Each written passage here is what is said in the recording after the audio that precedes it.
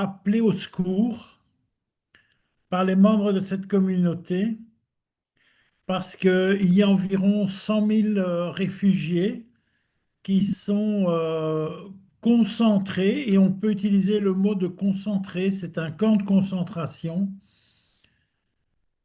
du côté de Boulé et en plaine Savo. Et ces personnes ont été regroupées suite à des problèmes surgis au mois de décembre dernier avec une milice qui avait été créée par Monsieur Lubanga.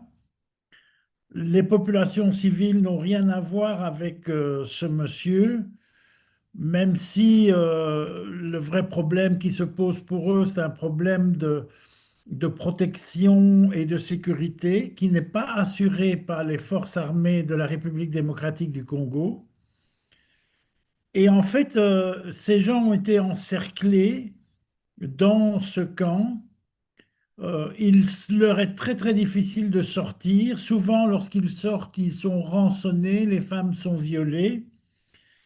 Et même le camp a été attaqué à plusieurs reprises par les forces armées des FARDC. Et vous avez vu sur les vidéos que je vous ai transmises, des vidéos où on voit le camp attaqué, les gens s'enfuir. Euh, cette situation dure maintenant depuis tout un temps et la population est désespérée, surtout qu'ils ne savent même plus sortir pour aller au champ, qu'il y a un véritable problème de nourriture. Et donc j'ai reçu ce nouvel appel au secours. euh, et dans ces conditions, nous avons discuté avec les membres de la communauté et on a décidé d'envoyer une lettre officielle au secrétaire général des Nations Unies.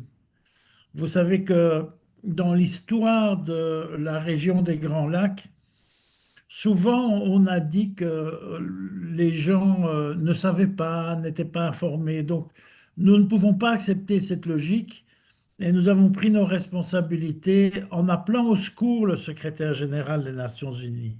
Et devant vous, je le dis, Monsieur le secrétaire général, vous avez reçu mon message. Les gens sont en train de souffrir dans des conditions incroyables dans ce camp de réfugiés.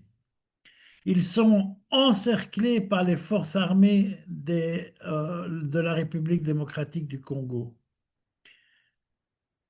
Leurs efforts pour se nourrir, leurs efforts pour se soigner, les conditions dans lesquelles ils peuvent circuler librement en dehors de ce camp sont insupportables.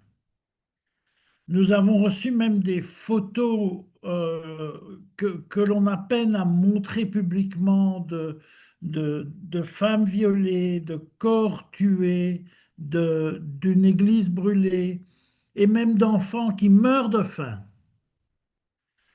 Monsieur le secrétaire général, nous vous demandons instamment de prendre d'urgence des mesures pour désenclaver ce camp.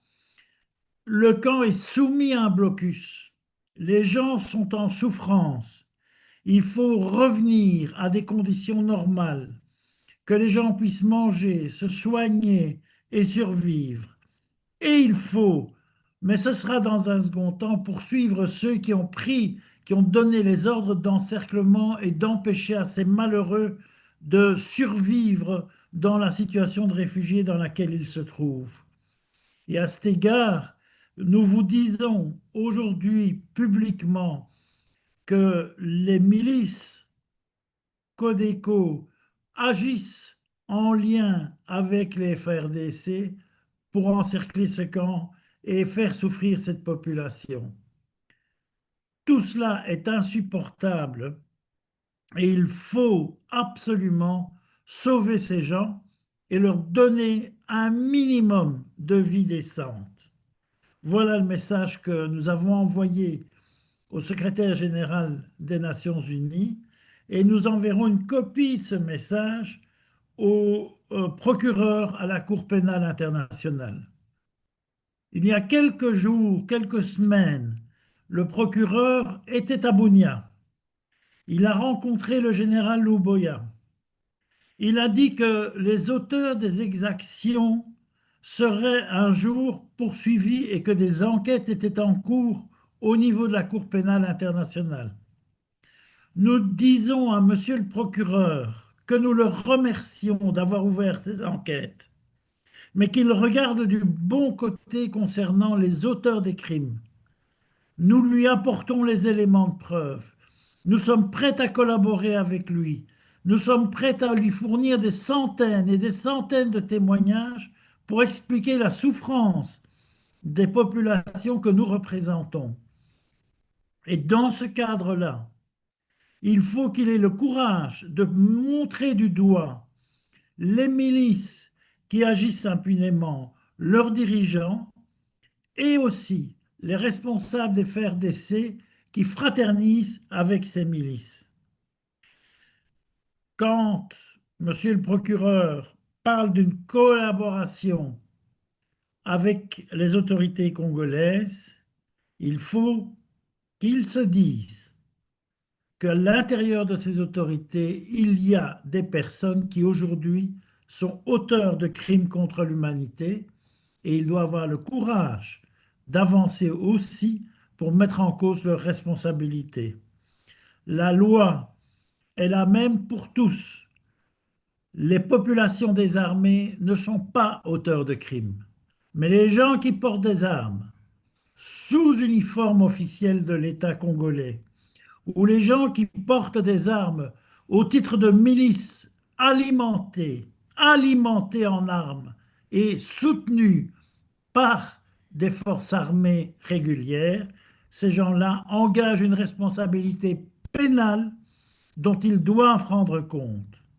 Ceci est un cri d'alarme et nous ne nous tairons jamais tant que justice ne sera pas rendue et dans l'immédiat, tant qu'on ne donnera pas la possibilité à ces populations de survivre.